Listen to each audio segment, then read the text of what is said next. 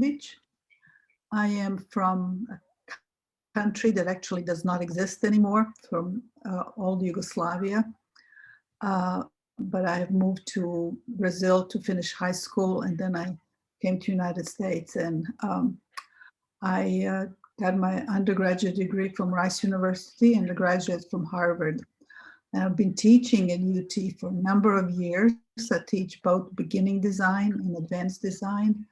I was running Study in Italy program as well and teach a design theory seminar. So that's all I'm going to tell about myself. So let's go ahead and begin with Iman. How do you pronounce your name? That was actually really close. Iman. Iman. That's a nice name. What's the origin of that name? It's Arabic. Arabic, nice. Since I come from a different part, I'm always interested. Where is everybody from? Because I'm an eternal foreigner here. Yeah, no, I find it interesting. Thank you for asking. Okay, so I'll go ahead and... Okay, Iman, I'm ready to hear your wisdom. Thank you. All right. Okay, so hello, I'm Iman. As a little introduction, I'm from Plano, Texas. I'm actually studying remotely this semester, so I haven't set foot on campus yet. So my project, I am naming it Ascension. My primary inspiration for this project and this design was the work of James Turrell and his sky spaces. So that, in terms of the adhering to the assignment of the project, since it was a retreat center, I felt that central to that idea of a retreat was the ability to disconnect, which I'm personally defined both as turning inward to introspection and also being able to turn outward to nature.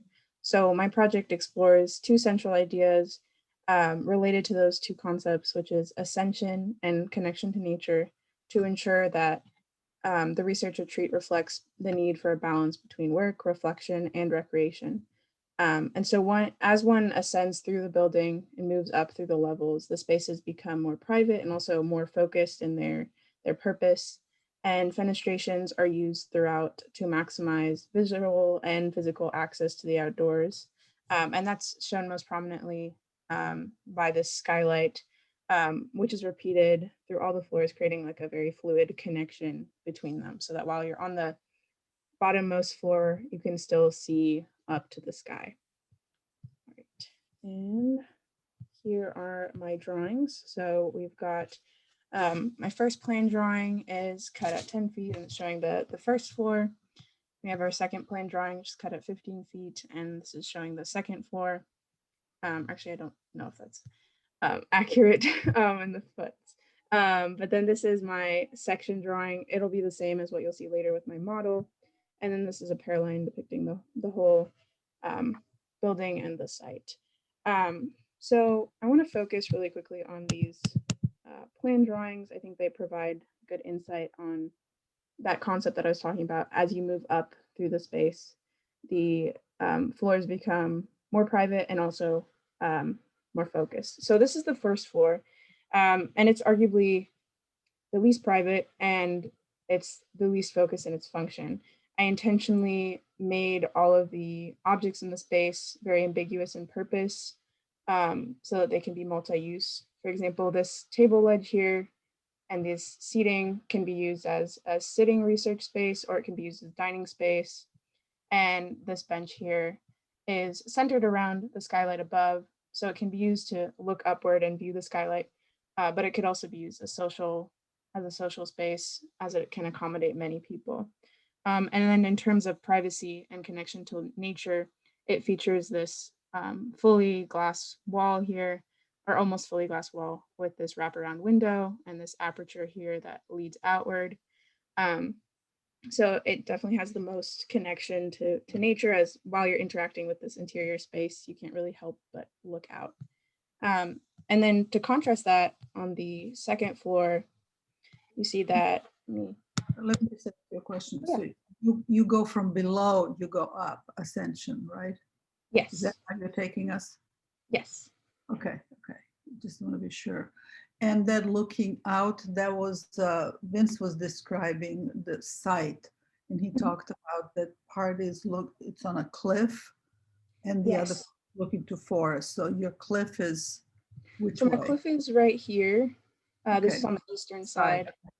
And then the forest would be on this side, on the western side. Okay, all right. So the views that you're referring to, where you have those two people seated, is up. I'm going to presume this is north. Yes. Okay. Yeah. So I tried to make, you'll see as I build up the levels, anywhere where there was an expansive view, so to the north, to the east, or to the south, that on some level there was enough like window space that they could look out. So the west side doesn't have as much of that. But yeah. So here we're looking north. And then on the second floor, to kind of contrast the first floor, actually, maybe I'll show them both together so you can see them together. The difference here is that it becomes slightly more focused in its purpose. As I've segregated the floor plan a little bit more, it's subdivided into more distinct rooms. This side is more intended to be for research. There's a standing desk here and a bookcase, which you'll see a little bit more clearly in the model. And then on the right side, this is singularly intended to be sleeping or private quarters. And also you have more of a choice to interact with the outdoors, as the fenestrations are more spread out and more sparse. You've got one here in the hallway, and one here out on the eastern side. And then we have this whole balcony, which is kind of giving you more of an option that if you want to be outside, you actually come outside rather than kind of having the whole wall be a window. So then I'll move on to my model. So these are the section views of my model. And to continue that discussion of ascension, the third floor is arguably the most private because it has no fenestrations on the walls except for this door, this aperture here. So that if this aperture were closed, there'd be no light and no view to the outside except for that skylight. And this is most, I guess, directly inspired by James Turrell's Sky Spaces, with the idea that it's an enclosed space with a view of the sky. And so the idea of this space is that it's the most encouraging of inward contemplation, as all distractions are removed. There's no direct outside views, and it kind of creates an incubative space with this kind of inward sloping tiered ceiling or tiered walls. So it kind of draws you inward more. And from this third floor, I think it's really important to note that one key central aspect is that skylight, that as you move downward or upward, that skylight is repeated on each floor, which I'll make an important note because as I was presenting this to some other people, they're like, wait, is that just a hole in the floor? It's not. The intention is, if this were built with actual materials, that this would be a glass floor that you could actually walk over. So it would still allow light to spread through each floor, but that you could still use it as walkable, occupiable space. So moving on to these views. This north elevation, I think, does a good job of reinforcing kind of how the spaces are connected. Though there are no fenestrations on the third tier, I tried to connect the kind of vertical alignment of the skylights by putting in these floor to ceiling fenestrations on the first and second floor that kind of mirror how the light would travel through the space. And it also shows you more clearly how privacy and the connection, like privacy increases as you move up, and the connection to nature perhaps decreases as you move up, because you see that this bottom floor is almost entirely open on the north side, and then gradually the fenestrations lessen as you move upward. Ascension is also kind of reinforced by the stairways that we see coming off of the building. We've got the entrance stair here. We've got this kind of railing on the third floor, and then we have the stair that comes off of the first floor and descends into the void here. Okay, and then got these views. This shows you more clearly what the void looks like. And so this is what I was talking about earlier when you asked about kind of what views we're looking at. This is the eastern face, and to this direction, to the right is the north, and to the left is the south. So I tried to make sure that on each side there was some sort of opening. So on the south side, we have a balcony, which is a little bit better shown on the image on the right. We've got a balcony right here where there's a person that can look out. And I also tried to make use or take advantage of the cliff view with this portion of the building here having a aperture, or sorry, a fenestration here that takes advantage of the early morning light. And since this is supposed to be a sleeping quarter, it's to encourage early rising and getting outside by having that eastern light come through. And then in terms of the void itself, one very conscious choice was, rather than making the void fully enclosed by land, I intentionally cut it directly at the face of the cliff so that you could actually access the cliff as walkable space, kind of to reinforce that idea of being connected to nature and also taking advantage of the view. And so in conclusion, these are all the views of the building. We have the north face, we have the south face, and then this is the aerial top view, and then the eastern side with the void visible, the western side, which would face the forest, and then this is kind of a perspective view. And that's it. Good. Take me back to the first set of drawings just for a minute, because I can. Okay, so by the way, when you present next time, what would be good is to actually not start with those plans, but to start with the one before the last, where we can actually see what you're describing. In that, I think it was 4 and 5, the one with, not the last one, the one before that. Okay, like these ones? No, it keep going down. I think, let's see what comes next. What's this number? Yeah, I think either of this page here, you can begin to tell the journey, because we can actually see it all from here. And that's something I think you will learn as you go across.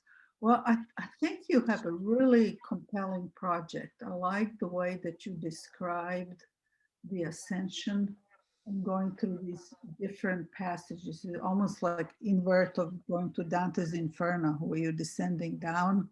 This one you're coming up, and how the light is moving you through, and then being lit from above. Let's go now back to the first image where you're looking at the plans.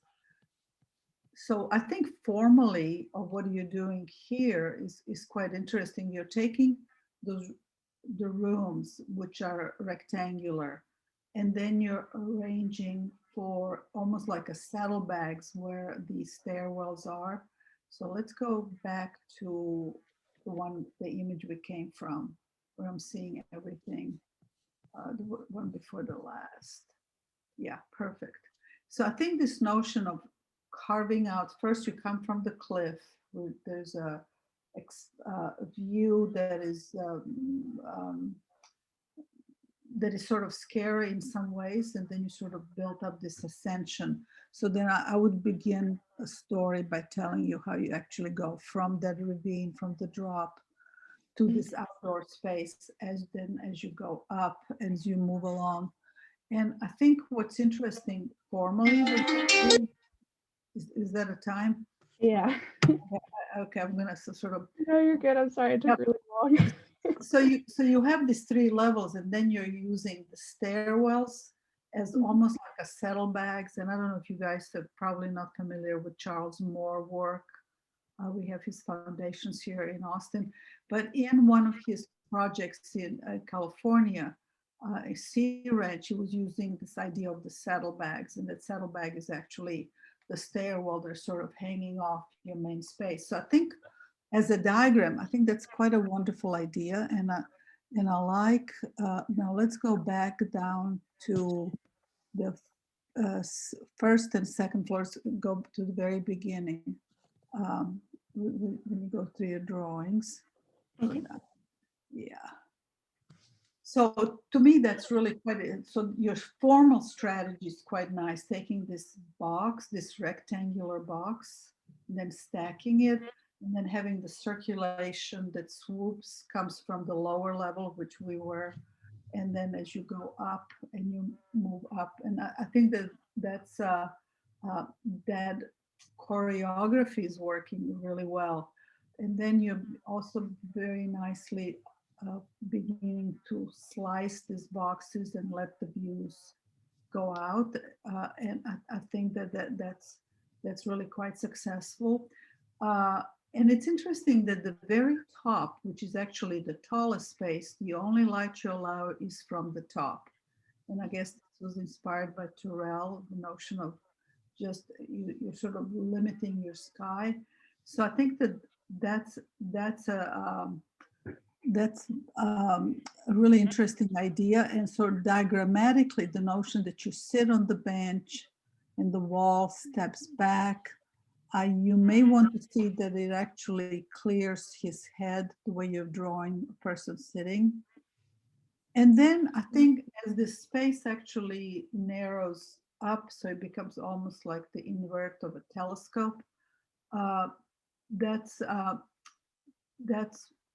really good idea. And I guess you guys were not supposed to use any angles, right? Because Oh, it was all supposed to be orthogonal. yeah, no, and that's fine. So you're actually sort of carving these pieces out. So I think that that's a intuitively that was a really good response. And also giving the third floor, because it has the light just from above, you gave it much more height. So I think that was a very good architectural move. The sort of things that you can work on next semester is then to really try to fine tune exactly the proportioning. And I'm going to talk about your upper level here. Actually, I think I can note what this is. Annotate. Okay. I promise I'll go faster. So where this here, like if the height, if this person is here, where, how did you get these dimensions here? This is sort of fine tuning how every time you guys as the designers make a line that you figure out, so is this, like, I don't know, does this fellow actually sits, is his head right below it? So really trying to work out this dimensions. You have 1, 2, 3, so that three different heights, how they occur in relationship to the body. Mm-hmm. To be really sort of very site specific, but I like your idea of particularly sort of coming from the void and then climbing up and ending on very top. The thing I would look into when we're on the very top is this is the top level, is that right? Where is, do you have a plan for this room here? The topmost level, no, I didn't include one for this. Okay. For your portfolio or for yourself, I think that would be really important to have, because that's the room where the light comes from above and then how that light actually filters. But I like the way that you're using light as descending and you as ascending. So you're working the sort of two opposites conceptually. I thought that was really good. Thank you. Good thinking. Good job. Thank you. Is there anything that I did not address or that you want me to talk about? No, I think that was very good. I did kind of struggle with the dimensions here. I'll zoom in a little bit. I did actually like kind of fill in that area with the bench, as like the back of the bench kind of filled in that area. Corner, you know, how big is that? And that's really what's so difficult in architecture, because where you're placing those lines become forms, that become spaces, that become ceilings. How do we know what do we use a sense of measure? We use our bodies, or bodies of people that will inhabit, and then make those decisions from that. And you might have even exaggerated the third level. Maybe it's like 3 times high.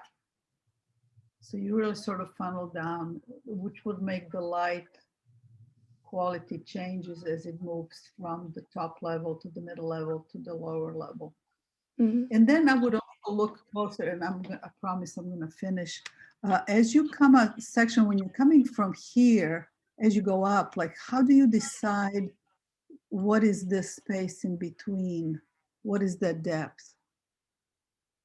How do you sense that as you're coming from outside? How far is this inserted object in the site?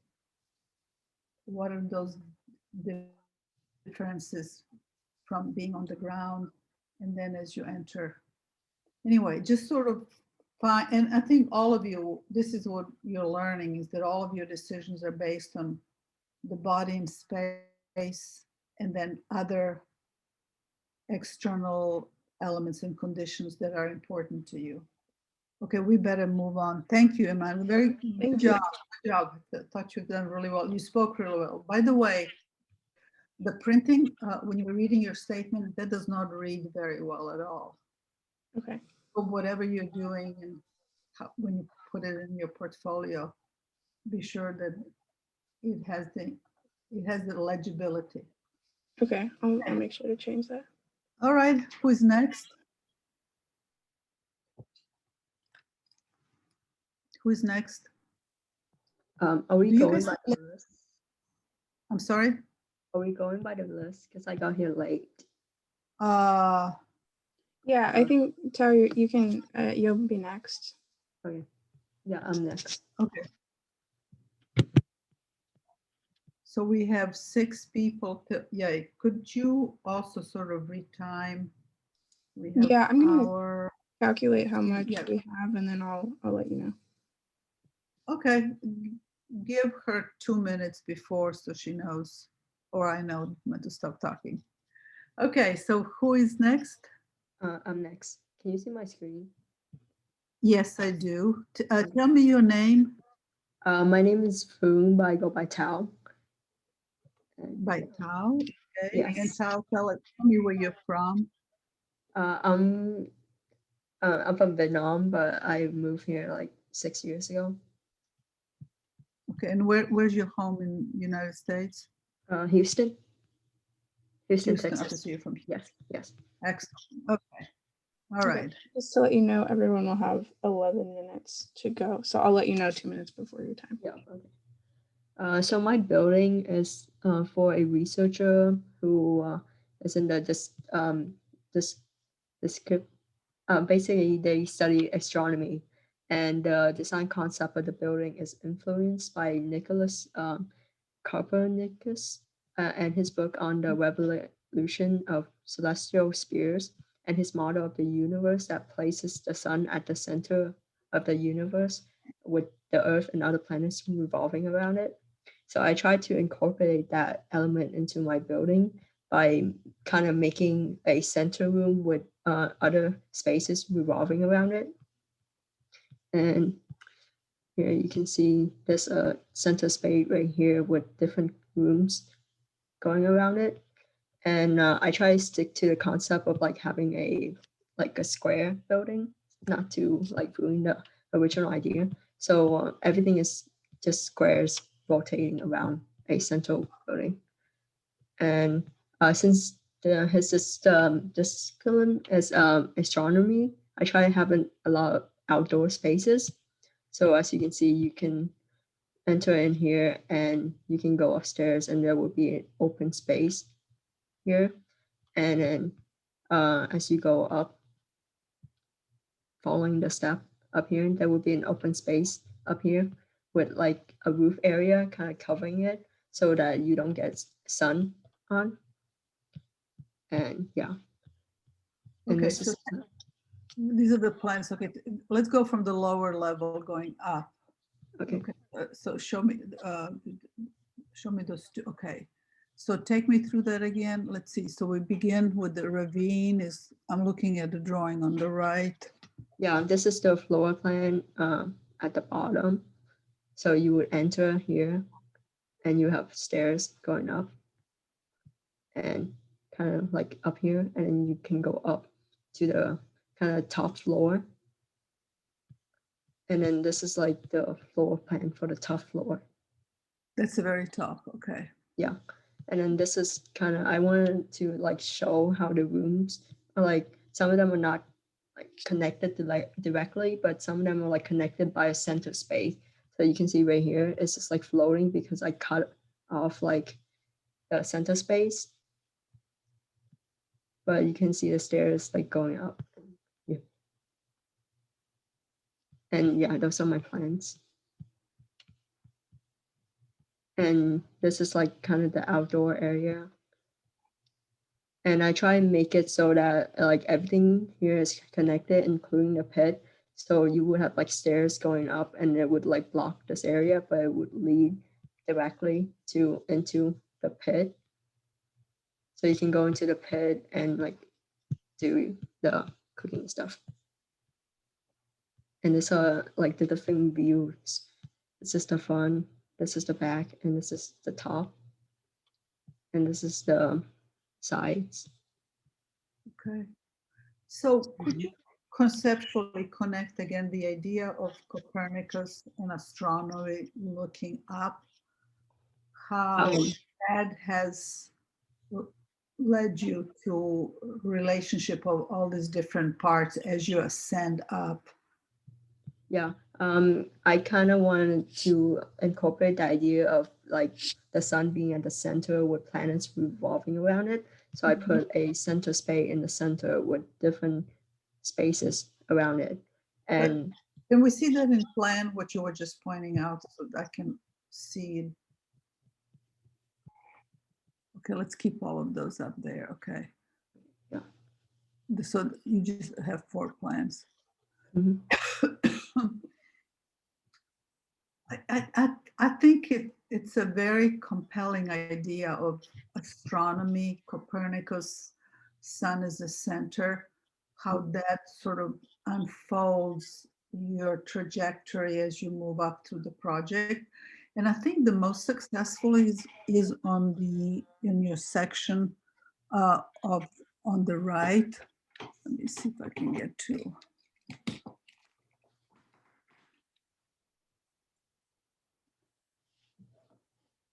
Okay.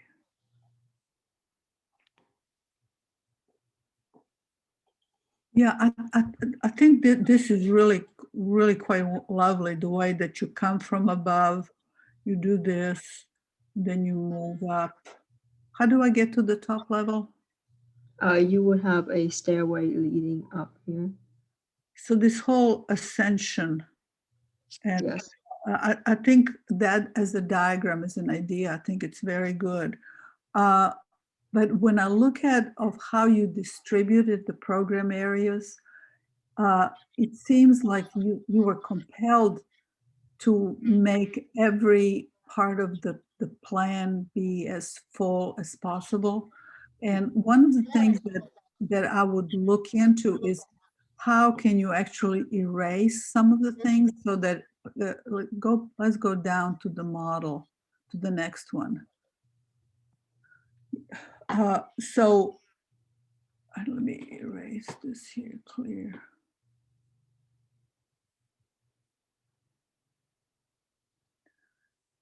So you're moving from this space, and then you're in this one, and this one, and then coming on very top. I would try to maximize the sort of, if you think about Copernicus and the sun as being, Earth being the center, and then the planets revolving, how the analogy of that could be that each of this big outdoor room, the next one, the next one, and the next one here is sort of aligned with Copernicus' outline of the universe. And I think then you can tell yourself, okay, these are the spaces that are really important. The others are just going to either disappear or they'll be supporting sort of this main sequence and the main idea. I would almost say, you know, if you're to go back and reshift some of the pieces, I would just try to grasp to what's the big idea, which is the series of concentric circles as you move from lower level to higher level, and really play up of what is really important to you. I don't know if that's making sense. Yeah, I get it.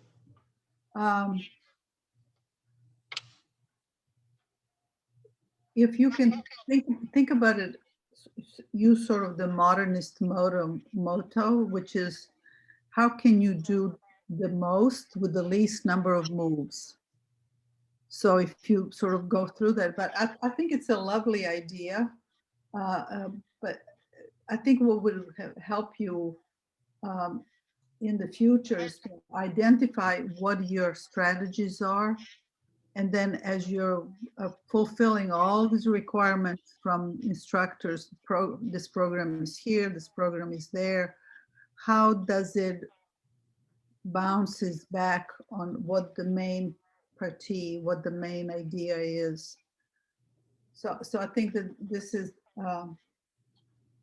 this is really good. So I would just see, and I'm sort of repeating myself, how can you do the most with the least number of moves?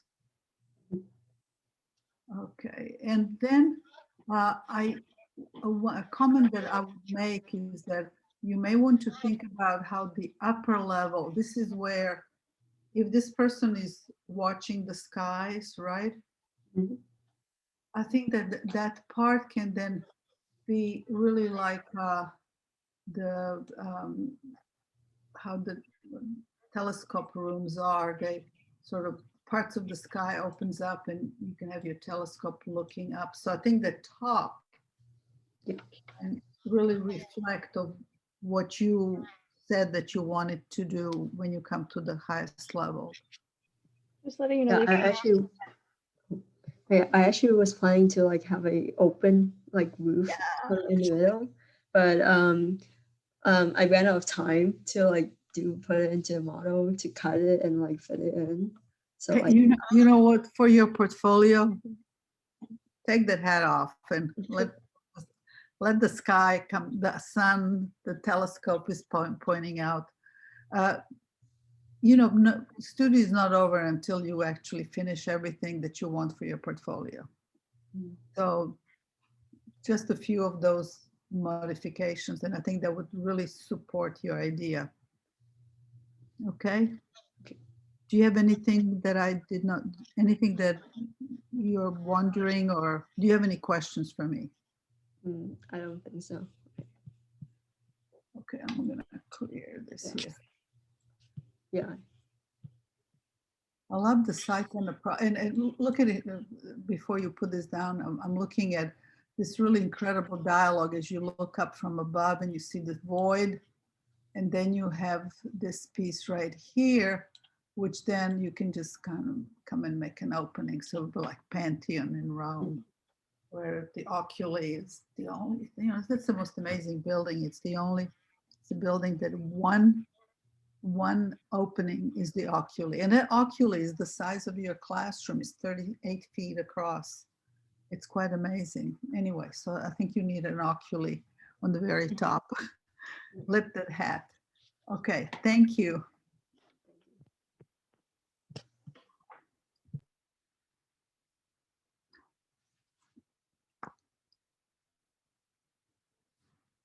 Who's going next? Hi, I'm next. Cristobal, right? Yes, Cristobal, tell me where you're coming from. I'm from Houston, Texas. Houston. Mhm. I didn't ask you guys that you've seen the Terrell work in Houston. No. Oh. Are you on campus or are you back in Houston, Cristobal? I'm back in Houston. Okay. Mhm. Well, when all of this is over, be sure you go and see James Turrell on Rice campus. Okay. Okay. Cristobal, tell us what your story is. Okay. So since the beginning, since the sketch models and the study models, I've been inspired by Daniel Libinsky's Jewish Museum in Berlin. Okay. And I started getting into a topic of sociology and migration. And my topic is mainly about migration from Latin America. And with this, building, I try to focus on how to give that experience of a Latin American migration. And then right here, I have the section drawings right here on the top two. And then the bottom two will be the plan drawings. Okay. So, I'm sorry. no, I was just trying. So tell me about lip skin and Latin American migration. Okay, so How are they reflected in what you're doing? yes. Okay, so I try to, in every aspect, every step the researchers take, I try to implement a aspect of how the migration experience will be. So every single piece that I try to include every single piece to mean something. So because for a researcher to actually get the grasp of whatever they're trying to research, I feel like they have to experience it. So, and these are the section drawings. And right here, we have the a standing study area. This is a sitting study area, more like a typical desk type. And over here, I have another sitting area for it. That's more atypical, you could look outside to nature. And this aspect right here will be if you cross the desert, these long excavated rectangles up will be kind of crosses of the desert.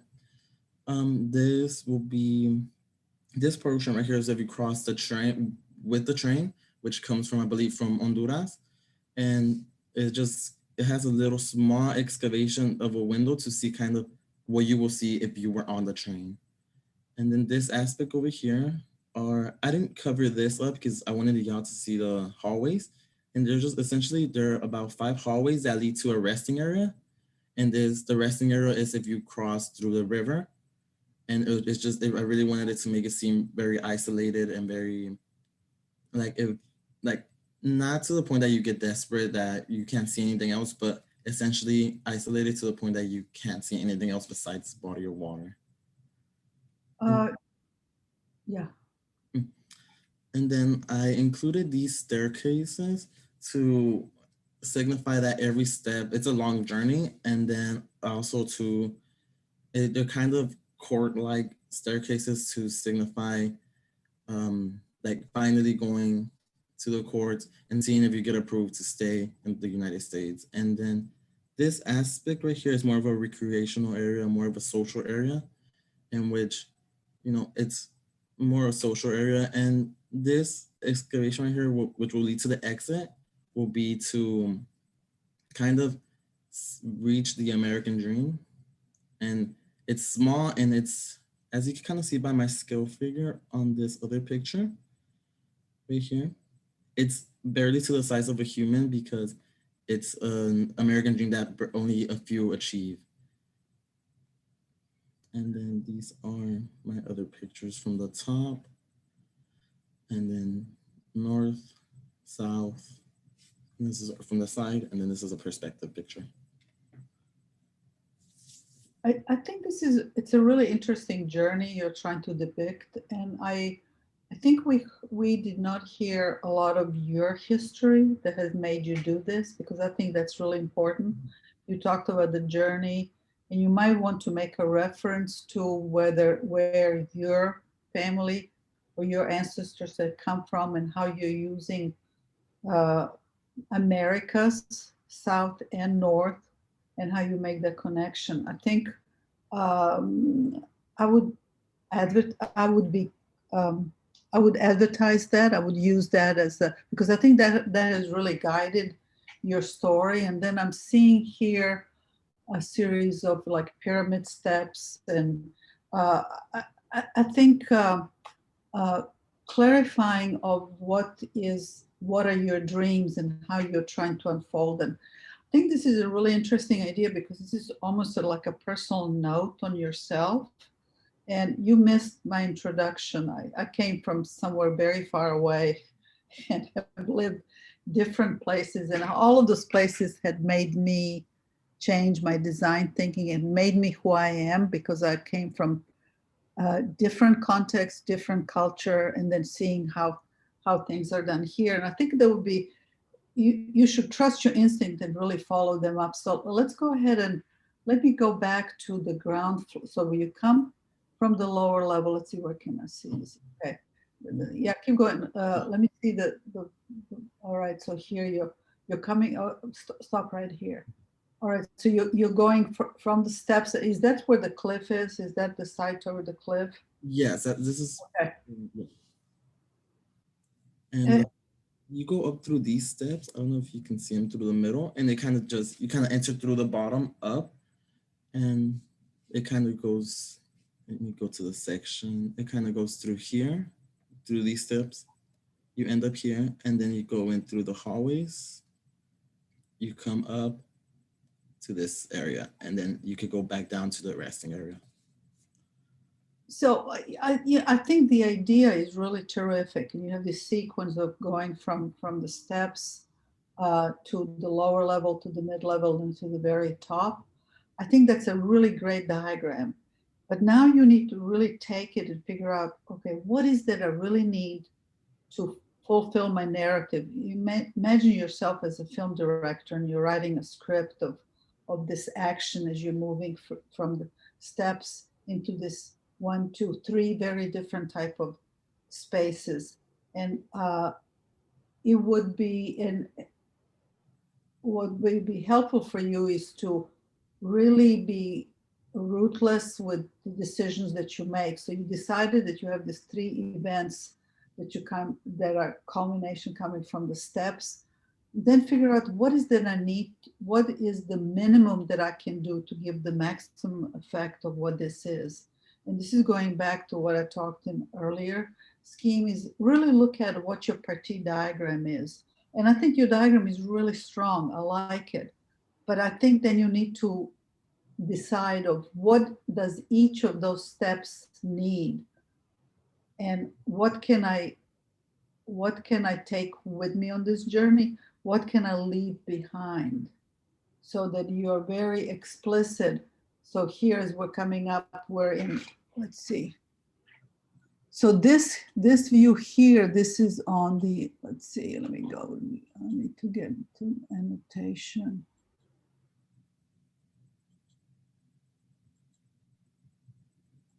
Okay, so as we're coming up, so I'm in this space here. And then this is the 2-story. Is that behind this here? Because right here I'm reading the 2nd level and then the 3rd one. And I like the idea that, at least from this model, this one is reading as a non-transparent, pretty solid. Then I come to sort of transparency. Then I move to the next one. It seems like you have been using a lot of different pieces of chipboard, but this is where you need to really tell yourself, what are the minimum number of pieces I need to use to tell of what I'd like to do. So I think you have really good thinking in terms of and how to take an analogy or a metaphor and translate to what you're doing. Mm-hmm. And I think that served you really well. But I think I would just be harder on the tools that you select to make it. Okay. And be really judgmental about it. You like this, you don't like that. Do I really need this? Okay. So just be hard on yourself. And all of you guys, when you're making these decisions, why am I doing them? Is this what is the most that I can do with the least number of pieces in order to stay true to the story? Show me, Cristobal, the plans again. Let me look at plans. Just letting you know you've got about a minute left. Okay, all right. I'm trying to get it. Let's see, I want to clear this.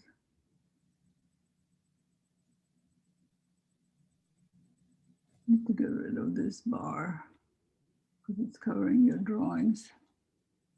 And I'm just trying to follow sort of the logic of the plans that are on the lower level. Yeah, these the lower level right here. Yeah. No, I can see that.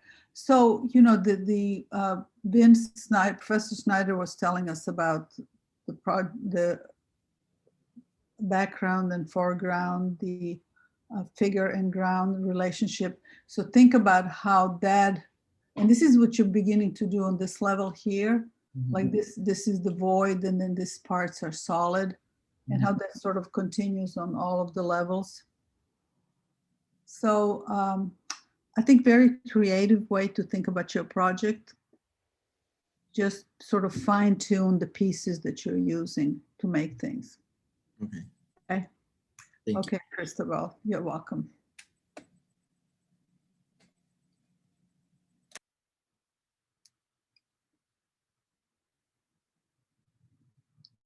Who's next?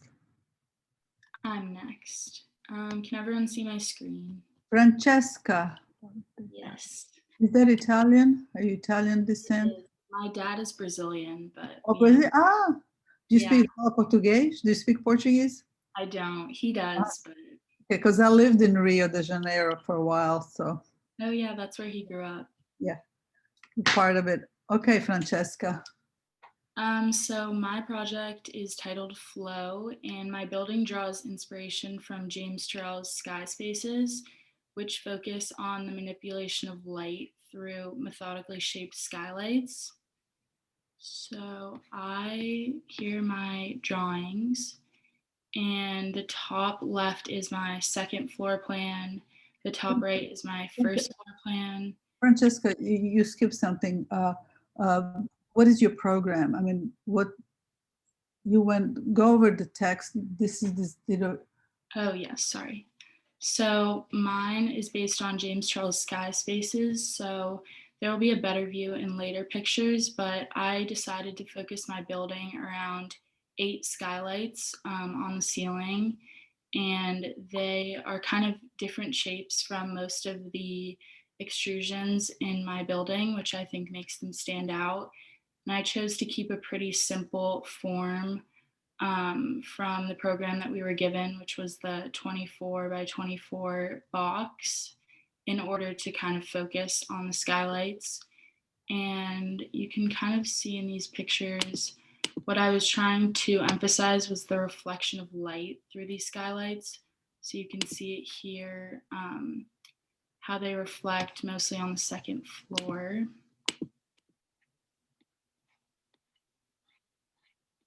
And then these are my 2 sections cut down the middle.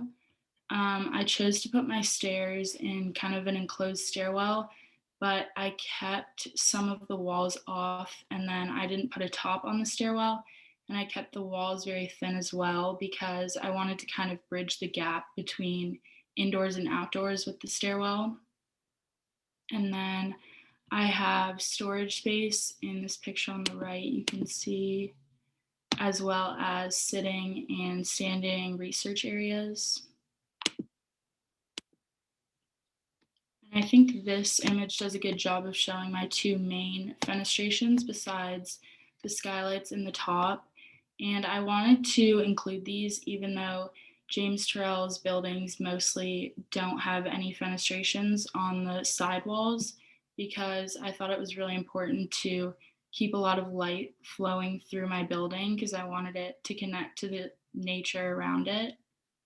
And this is another view of my stairwell.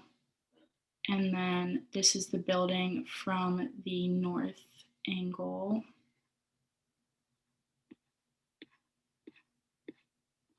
Here's the building from the west angle, and then this is another view of the stairwell, as well as my pit.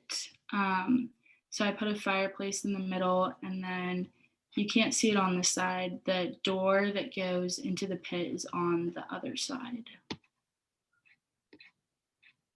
And then here's some more building images, and this top right one I think does a good job of showing my skylights that I chose to focus on. And then the one below shows how the light reflects through. And I actually chose to cut a piece out of the second floor flooring in order to have this window flow through the space better. And then I think it also helps to let the light continue to reflect down onto the first floor from the skylights. And yeah. Francesca, can you show me your plans in this sections? Okay, so a second. Hang on. Right.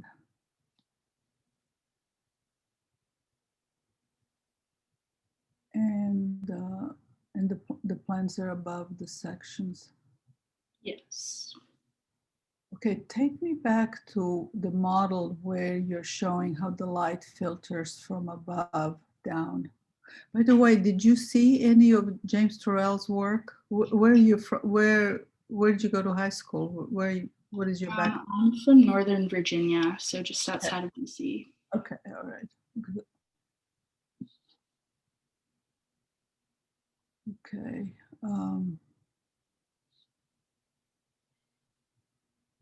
It seems to me that you've set up a really interesting connection and a dialogue between James Turrell and the light coming from above, and the way that you're taking really 3 floors, carving them out, starting on the ground where we have a void. Let me get this annotation here.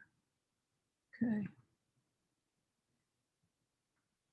So you're sort of carving out the light from here, then you're then using stairwell to connect to 2 spaces above that you're bringing the light. Now, this is what I'm trying to understand.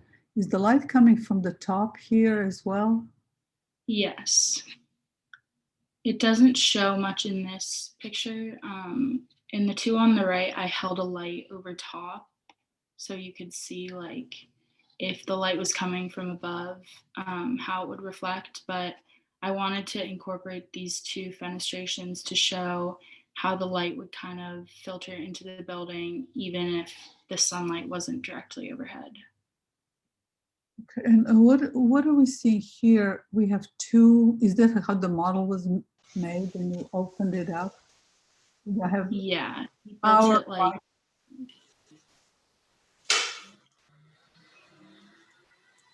okay, take me, let's see, this is, show me the next set of, roll down, let me look at, okay. Yeah. You know, to me, what's exciting that you've done is the way that you have taken James Turrell and the idea of the light being sliced, coming from above, and then also light that's sort of carved out. And then how you actually combine your horizontal moves with the vertical moves. And I think that notion of distributing light both horizontally and vertically and then connecting, you really have, with this ground, you have actually 4 different levels that you're taking these pieces through. So I think that's an interesting diagram, but I think you need to be a little more explicit of how each of your moves, whether you're carving out here and bringing the light, and then you using stairs as a connector to those 3 levels. I think you need to be a little more specific in your mind of what are the strategies of how you actually move the light and also move the person that's inhabiting this as you go up, how each of those levels are reflecting where you're coming from, and then we're gonna go from that level to the next level. So sort of reconceptualizing the diagram just to clarify for yourself, because I think a really interesting ideas that need to be shaped up tectonically a little more rigorously. So listen to your inner voice of what you want to do, and then be really relentless of how you try to make it. Because as I said, I think you have nice ideas, but you're not using them fully. These are some really interesting spatial relationships that we're seeing in this area here. So how do you go from the void that's outside to this narrow, the stairwells, and how then you enter each of these? Show me some more of this three-dimensional model Yeah. that we can see. So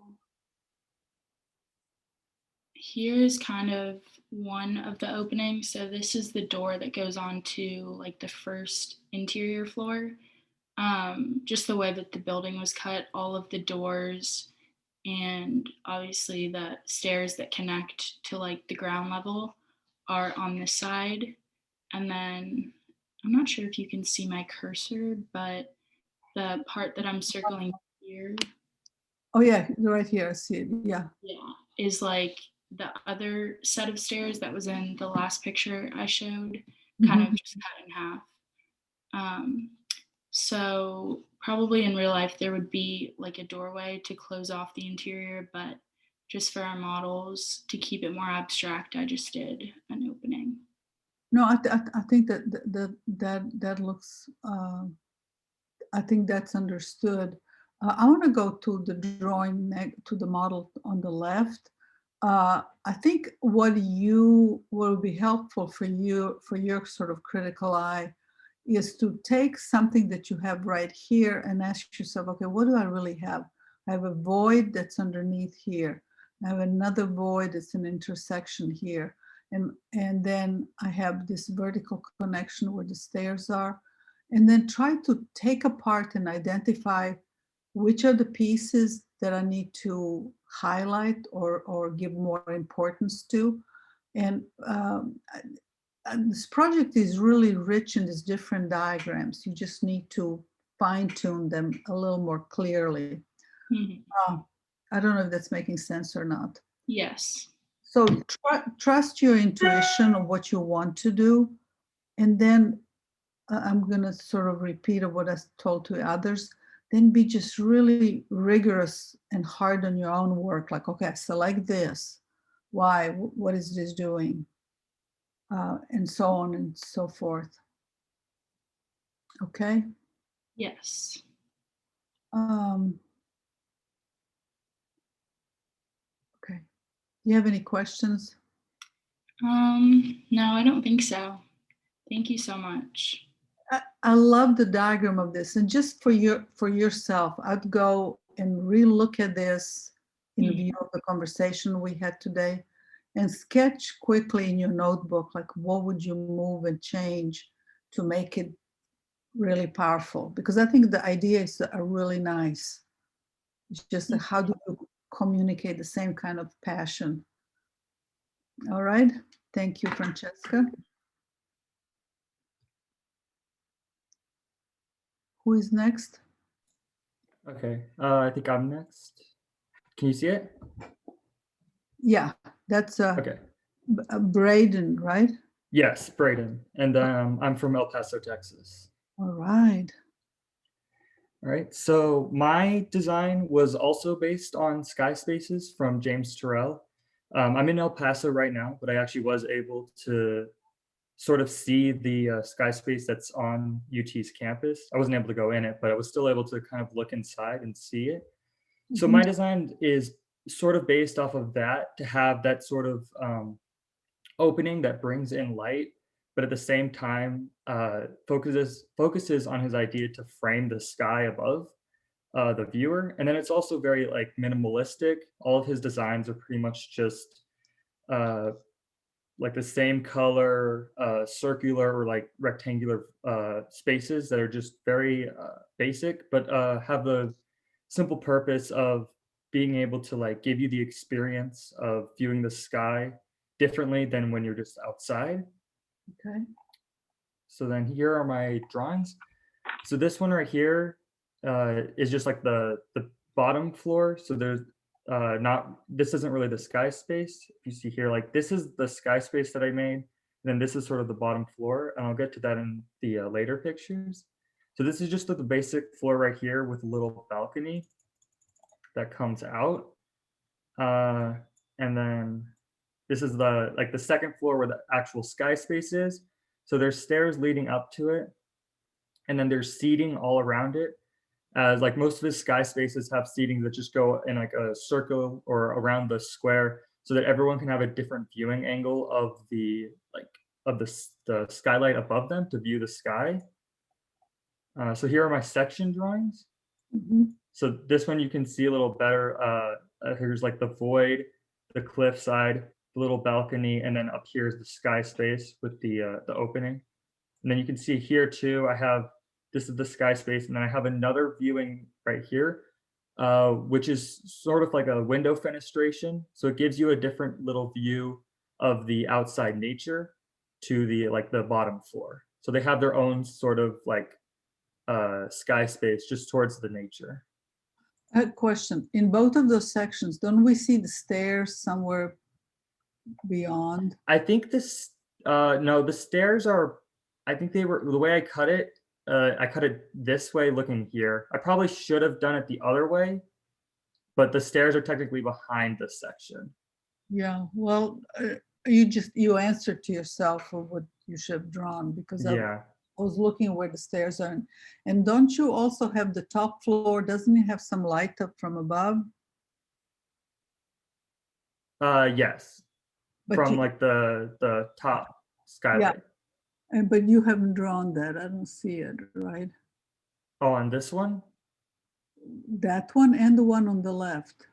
Oh, on the one on the left, oh, I have like this right here was sort of to be like the skylight. Like this is where it like cuts through.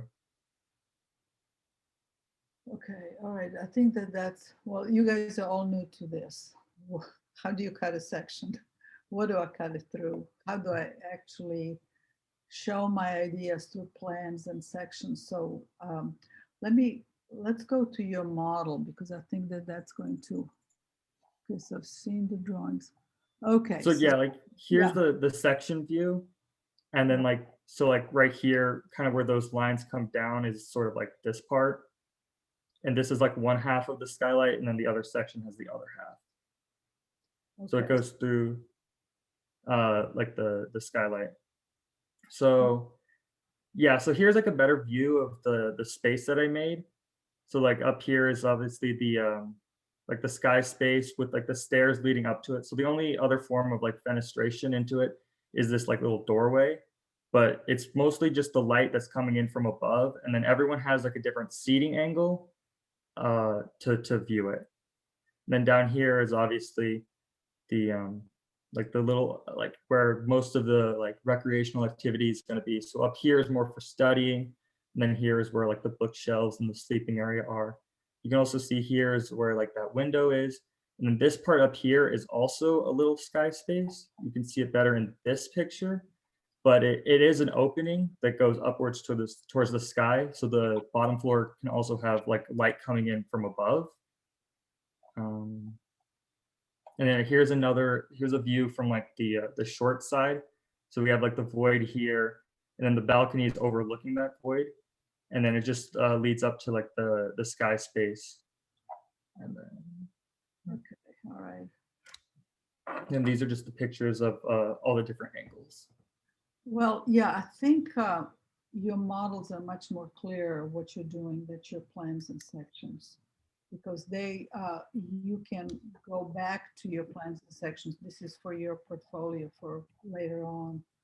I think you need to really draw, like in here, the light is coming through. I would have cut a section like this. I would have left where the opening is, because the model reads much better. I actually want to erase this here. And then I think from that model, I know you didn't cut this way, but you might want to cut it the other way. I would actually draw where the stairs are so that you can actually see. So everything that your model is showing, you need to be sure that your plans and sections are speaking the same way. Okay. Let's go back to that model that you were. Like these pictures? Yeah, great. Yeah, this is wonderful. I love this sequence of the outdoor space, and you go from having the sky above to being under the stairs, and you have this. So you have this one type of space when the sky is above you. Second type of space is this very tall space that you're underneath here. You're seeing stairs, and from there you enter into this space here, and then you come to the one on the very top. So that's really the strength of your project, is in this relationship of outdoor with the sky, outdoor with the structure above, and then you get into the space here. So really giving a character description to each of those. Imagine these are all players in a drama, and they all have, and this is your outside person, this is the second person, it's the third person here, that's the fourth one. So that each of them have their own space that makes it quite unique and different. So the strength of your project is really in this section here, and this one as well. Roll down, let me look at some more models. Okay, So this is like the outside elevation, yeah, the stairs, and then you can obviously see like the window fenestration and the other little sky space. I love the composition of this right here with this crazy stair that's going from this lower level. It's very dramatic, you know. This is somebody coming out talking to people that are underneath here, and then the composition of this sort of a heavy piece that's sitting on the other, a smaller piece that's been carved out. So that's a really nice composition of void and solids. And this goes back to, you guys had gone through the exercise where you've drawn the lines, you extracted them three-dimensionally, and you did this bigger ground, right? So if you just sort of play back that assignment and figure out how each of those is one of those abstract composition. So I think to me, that's the strength of your project. You got to make those plans and sections sing more of what you have than, you know, what we're seeing. And then so carefully how the light is coming through here. So when you cut the section, you want to cut a section through, first you want to cut, if you're cutting section this way, let's say I'm cutting this way across, and then I want to look this way so that I can see the stairs and this in relationship. So you guys are in power of what you're showing with your sections, where you're cutting. So that way I cut through the opening, and I'm going to see this outside, I'm going to see the stairs, and I'll see all this relationship of these boxes to each other. Okay.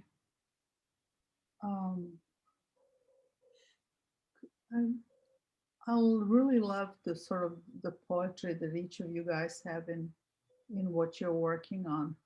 The most critical thing is for you to realize what are your strategies and then follow them relentlessly as you're addressing all the tasks that you're given, like draw plans, draw sections, build a model. Do we have another view of this model? It's because you had. We have like this side view, like the shorter side. I think this one here, it's got a lot of, it's not as clear. Like I'm looking at the one on the right, because I have a void on the bottom here, then I have the space under, and then I got some funny, you know, I can't quite make out conceptually what is this piece here, because is that really hanging over, or should that have been part of this? Just compositionally, how do you fine tune the view from there? Like the other views from the other side much more clear as a diagram. Yeah, I think this, like this, you're talking about this piece right here. Yeah, this whole view doesn't have the kind of conceptual clarity as the other one. Like, Okay. so if I'm looking at this one here, I know that you had to build this model, but so do I have the piece that's sitting here? And what is this piece right there? I can't quite define this. Just And letting you know we're about at time. we're running out of time. Okay. So as you're building this model, it's wonderful that you're able to get to the real models. My studio is it's all online, and we've taken away some tools from the students, but not being able to build in model form. So as you build this, Braden, then walk around and figure out which of those pieces need to be, think about critically how composition of each of those views can give you some exciting things. Okay. Okay. All right. Good. Thank you. Thank you, Braden. We have Zoe and I'm up. Grace. Grace, tell me where you're from. I'm from Austin. All right. What high school did you go to? Austin High, so like Austin 5 High. minutes from Both campus. of my children were in Austin High. Oh, All right. wow. Okay. Okay. So my project was inspired by Donald Judd, and he's a minimalist artist who is also an art critic who mostly was focused on if art had function. So my main goal of this was showing the function of my project, which was to have a communication base and also provide natural relief throughout the entire building. Okay. So So what is the nature of person that's living there is doing what? I didn't quite. it's open to researching anything, but for my project I use like Donald Judd translates shapes in his art, and so I tried to use one shape Is it throughout. harder? So whom is this resident? Your PhD student is studying what? I was thinking that, or for me, I said that they could research anything because they said that we could either have our structure could be inspired by the work of our person we chose. So that's how I chose to do it. Okay. All right. I'll come back to that. Okay. So these are my drawings of my building. These are the plans. The first one is the plan of the first floor, and this is the plan of the second floor. This is section looking west, and this is looking north. The way I did my site, I tried to put it towards the back to show the importance of the cliff because I was trying to have the site connected with nature. So I wanted to connect it to that view and have it further back on the site. So it's smaller in the front and then it flows towards it gets bigger on the second half of the building. Okay. Grace, take me to the models so I can see. Yes. Okay. So this is those sections of my building. And this is towards like the back of it, looking towards the voids on the other side or the cliff. And this is my site void, but I use that Z shape to help with my design to make the first floor have higher ceilings and more of a collaborative area. And then the Z on the top makes it towards there's a little loft area to be more private. And then there's this section right here is a private room that could be for sleeping. In this section, I did amphitheater steps in my void. So it could be a place for either research or like eating lunch, but collaborative area outside. And this shows how you'd get to that smaller loft area. This shows the outside. It's a balcony that overlooks the cliff. And that was the main design that I went off of, was having that balcony in the back. And I tried to put my windows towards the back to make the people in there look towards the view. Okay.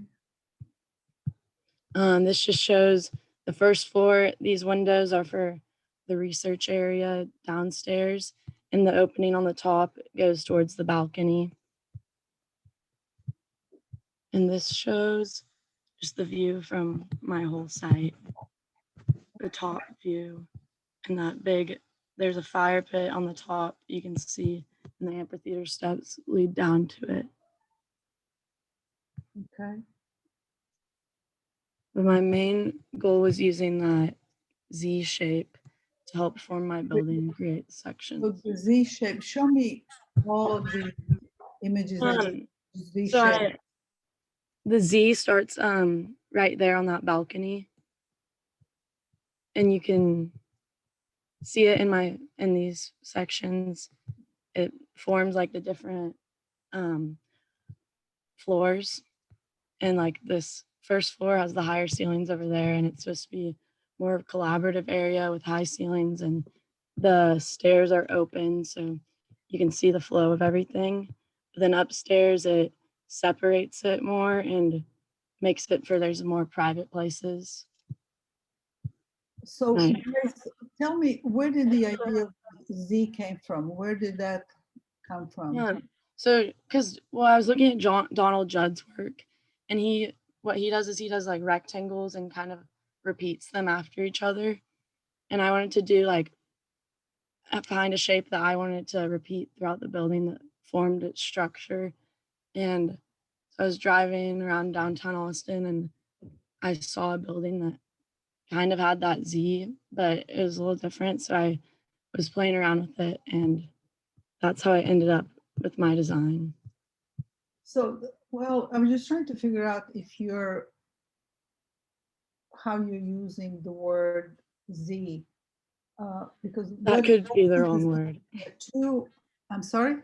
That could be the wrong word, but that's just how I'm describing this shape of my balcony. The Z is, there are two horizontal bars with the diagonal that crosses it, and that makes that Z, or something that comes in between. Show me, let me see, go back to the first set of models that you've shown, where you had, yeah. Okay, so I think, to me, this is the strongest part of what you're doing. This is perhaps where the Z is. It's a shift between the two planes that that occurs.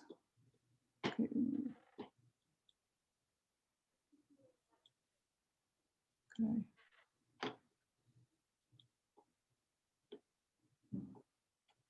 Okay, so we have this. So we have this piece. This is Z against this piece right here. So this kind of overlap. So in a way, you can think about that this is a Z with the horizontals, and then the way that they cut across here. And then you have this, well, here you have something interesting going on in here. You have this piece that comes across and up, and then you have this inverted here. To me, this is the closest to what you're talking about, Z. So if that's the idea, and that's a diagram, I think this can give you a lot of different potential. Let's go to the next set of models. Okay, now here, I gotta erase these. Okay, so here I would then try to see again where you have this different type of overlaps. And then it's the same that you have in here. Now, having established the sort of pretty diagram between the pieces, then I think you can use that and figure out, how do I make openings that are in tune with the Z pieces? So let's go to the next one lower. So, and here we have, again, this is the part of the Z here. Yes. But then if this is the inverted Z, I think your openings are sort of out of control because they're going vertically. This is horizontal, this is horizontal. So I think you should look at this piece as a Z and then figure out, how do I make openings that are more in tune with the background of that? So that maybe this piece, see, for example, that maybe this windows go all the way up, so they're part of this vertical piece here. I don't think I have a right tool to draw with. Let me erase. So the spatial volumetric relationship of the Z's, I think it's working well. But now think about how you make the openings in those Z's. And they need to start to be distinguished between, is this a part of the Z? And so how do I take this plane here? How do I make openings that is different than what is up on the front here? See, I think your openings are working better on the side here, but here there's just a lot going on. There are too many voids. So the sort of the composition of those pieces. Okay, let's go to the next set of models. I agree with you. I think that my openings didn't exactly work with my design, and that was something, like, when I finished, I wish I could have changed, and it was just like hard to conceptualize what it would look like before, and then it ended up No, not I working how I understand wanted. that. But see, part of it, like, okay, here I have 6 images. I think this one here, I like the composition of this. I like this one. I like this one. This one, these two, the upper two are, there's just a lot going on. I can't figure out what's the big idea behind this two. I think this here is also much more powerful. So once you go through, well, you go from an abstract idea to what are you going to do, and you figure out what are the strategies, and you've done that well. And then you need to be clear to yourself as to what the strategies are. So when you're making openings, that's going to come in from your ideas of what the project is about. All right. Yes, thank you. You're welcome. Zoe. Okay. Hi, my name is Zoe. I am from Houston. I haven't come back from Thanksgiving break, so I'm still in Houston. Okay. Share my screen. Oh shoot. Okay. So my project was based on the literary technique by James Joyce he uses called the stream of consciousness, which is basically in his novels, he'll just kind of jump around from the timeline. The plot will be kind of random and it'll just jump through like different memories or flashbacks in a character's life. And it'll just really give the reader a good insight to the character's like inner thoughts and sensations. So in my building, I really tried to imply these ideas by putting in, well, I'll show you. And here are my plans. So this plan is of the first floor of my building. It's pretty open and there's a bunch of staircases. I used different winding staircases to show how, like in the story, you'd have to take a long path to get to, like throughout the timeline, it'd take a while to figure out everything. So these are very winding. They could be a little bit confusing. This Zoe, plan, can you take us to the models first? yeah, I can do that. Okay. Yeah, because this is, you know, all right. Here's do you want to see the sections first? Yeah. Sections. Okay, so this would be the first story, and here would be the little sleeping area. It's kind of pushed back, so they have like a little more space, and it's a little bit more private than just putting it in the middle of the floor. And then you would go up. This is a staircase, and you can probably see better from these pictures at the end. Okay, that's good. That's good. Okay. Okay, so the staircase I was just showing, it goes up to this second area, which is kind of like it's kind of hard to describe without seeing. It would be this area, which you can see has like a little bookshelf here, and if I zoom in, you can see a desk where you would do most of the reading. I was assuming that since this is like based on a literary device, the researchers here would be probably writers or people studying literature. So this would be a place for reading. It has a bookshelf. It has lots of windows as well to provide lots of light. And then I included a ladder up to a next more private area.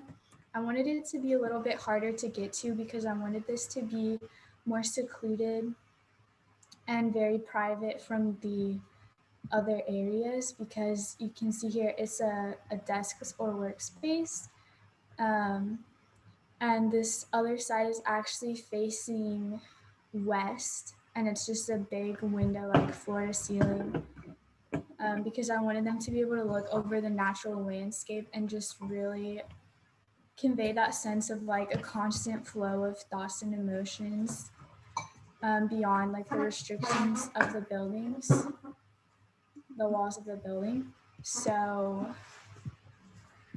that is that room. So these are different rooms. I really wanted to make sure they were like not all on the same level, and they were very kind of placed randomly, just because of the randomness of the plot of the literary device. So That's right. That's good. Okay, take me now to your plans. Now that I have an idea of what's happening. Oh, I love that image on the bottom. I'm going to come back to that image on the right later. Okay. Okay, so this was the first story, and then these would be the top area. This is that book room, the reading room. This would be like a kind of balcony catwalk area down to the more secluded working room. These are the sections there, yeah. Yes, these are these are the sections. This shows you like the depth of the sleeping area. And let's go back to that model form. Okay, this one, or no, to the next one. The next one.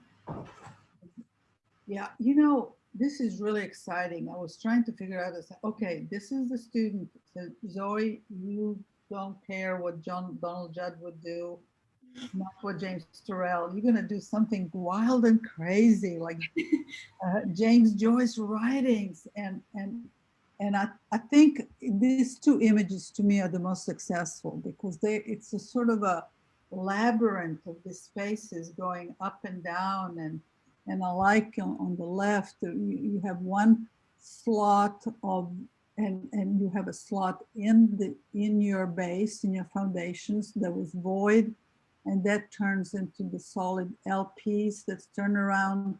And then I have 3 other pieces that are put together. I mean, this is very powerful diagram here. And then take a look at the photograph on the right is actually showing, the model is showing, look at that stair that's sort of coming, and I don't know if it's not really going through, but it's behind the little slot. I'm taking this idea of, let me go to the options here. So everything I said to others don't apply to you. You have a license to go wild on this. So here you have the stair that's going in. I don't know, maybe somewhere behind here, and it goes in and then it comes around. I love this thing going in and out. And so just in the spirit of James Joyce, make it as crazy as possible. It's kind of like Escher stairs where you don't know if they're going up or down, and there are all these things. So I will give you a license to be crazy about and go wild in this one, just to sort of fulfill that. So to me, these are really important diagrams. Can we go now to, you had, this was, what was this number? Let's go down to, go up or down, I don't know which way. Let me see some more of the models. Okay, there's these angles. Okay, so let me just give a critique of this one. I would sort of look what's going on in here. This was the piece we were looking at as this is coming out and this thing's stacking. I think this one here can use some shifting and alignment. Maybe even this piece is just moved over or shifted, so it's kind of cantilevering over. I think it's not wild enough on this side right here. Well, this one is. Let's go to another. Didn't you have 3 sets of models? These ones. Yeah. Okay. Yeah, I think all of these are very exciting. The top, the upper 2, I gotta clear this. I think this one here is exciting.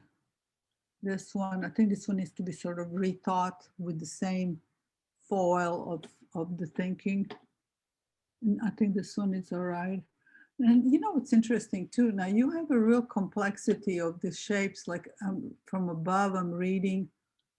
Well, this is where the slice was, right? But so you have, is it one piece? This really is one piece. It's just that you made that model that you can cut, right? And Yeah. then open it, yeah. So I think it's really interesting how you take James Joyce writings and turn it into a construct that can help you distribute the programs and forms throughout. So I think that that's really good. Now I would, as I said, I would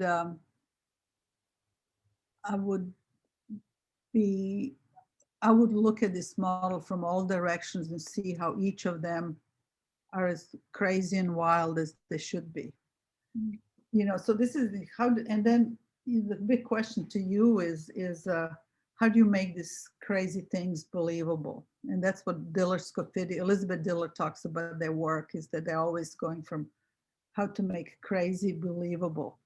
And so, and I think you're on your way, and you're doing some really beautifully composed different set of volumes. And then, as I said, I would just sort of fine tune to where those ideas are not seeping through, like in the model photograph, the model on the bottom left, that needs some quirkiness to it. Okay. So you have permission to be quirky, but the others that are using Donald Judd or James Turrell, you can't do it. You got to stay to his preciseness of incredible rationality and the modernism of how can you do minimum number of pieces that will tell the most. So that's not in your camp. And I think I really like these projects. I like the ideas, the way that you have moved through. Just to think about it, just came out of high school and we're given a triangle and a T-square and told you how to rotate a pencil in the hand and draw. And what I like that each of you have taken a different philosophical point of view of what you're going to be looking at. I think my class is, where are we? I have 2 more minutes. I have a studio that starts at 1. So do you guys have any questions for me? So I think hang on to your ideas of what are you trying to do, and then stay true to them. What I tell my students many times, you have to sort of draw a partie diagram, sketch of what you're doing, and then tattoo it on your forehead. So when you're making elevations or you're making things that take a lot of intellectual rigor to figure out of how you're going to do it, go back to that idea. Said, what was the big idea I was working with? That will then help you figure out, like, what do I do with those windows? They have to tell some kind of story, and what is their narrative? And I'm really impressed with the variety of different views that you guys have taken. So Cristobal, if you're thinking about your ancestry or your history and you want to build that into a project, do it and be relentless about it. I think that was a great idea. The Americas, the steps, and yeah, we lived actually, my parents lived in Distrito Federal for 4 years. So I spent a lot of time in Mexico City and investigating all the pyramids and everything else. I was taking also anthropology and pre-Columbian class back at Rice. So that has sort of helped to that richness. So I think that's really good. You guys have any other questions for me? Anything we didn't answer? So you made it through first semester. Joyce, I really like the way the projects were structured, and every one of them had a very poetic idea of what to do, and had used their construct to help them compose and derive their ideas. So I thought that was really good. And, you know, some of them have struggled more with how to give it form to abstract ideas, but that's really part of it that you're really learning from. Well, and I think, you know, and they know this, I don't think we've ever had a group work as independently. And, you know, I have to say, guys, when I looked at the work last night and this morning before the review that you uploaded, really excited to see how far you've come, because we'll say this to everybody, but we threw a lot at you guys this semester. And I mean, we realized that, you know, COVID was making the circumstances unusual, but on the other hand, we also wanted to make sure that you got the information that you needed. And I was kind of blown away by, given what I saw on Tuesday, even when you guys uploaded kind of quick photos and not the whole presentation, and then the way you put together your presentations and the final projects. Yeah, I'm excited about next semester. I think there's just a lot of poetry in what each of them have taken and tried to transform them into something. I thought you guys did a really good job. And do you guys have questions? Have come through. They connected them well. You know, it's like a puppet, and you have marionette, and you're connecting all these different strings, and their puppets are dancing. They're doing. All right, I'm gonna have to go to, unless you guys have questions, because I have you have studio, yeah. No, and guys, you can go ahead back to the main room. They're on their last person, so you can hear the end of that one, and we'll meet everyone. And Smelia, thank you so much. You're most welcome. I enjoyed seeing you guys work and look forward to seeing it sometimes in the future at UT. I'm sure you will. Okay. Bye. Bye, thank you. Bye. And I'll see you guys in the main room. I will also send out an email to everyone later today, but remember, tomorrow we'll meet at 9 o'clock.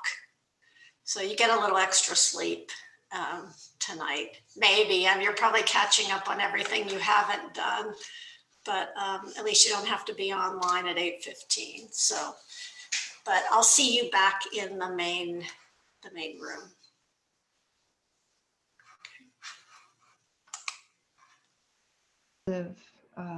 Relationships